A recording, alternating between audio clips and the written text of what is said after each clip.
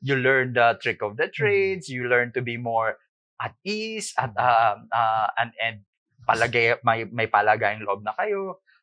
Ganun din ang nape-predict ko on how we will be able to manage. Of course, we will not go back to our normal one-on-one na face-to-face all the Mhm, time. mhm, We will just have to contend with that. mhm. Pero ang nangyayari ngayon, even before the pandemic, alam mo, madami na rin ng mga Pilipino, ang boss nila nasa ibang bansa. Yes, 'Di oo. ba? And Mhm, minsan isang beses sa isang taon pupunta dito, kung 'di man sila ang mhm, pupunta dun tama. sa kung saan ang boss nila, yung boss nila pupunta dito. Pero of course, because of the expense of travel, hindi natin puwedeng Mhm, magawa mhm, yan ng, mhm, regular basis. So, isa yan sa mga realities that we mhm, are facing right now in a global mhm, environment, in a technologically based environment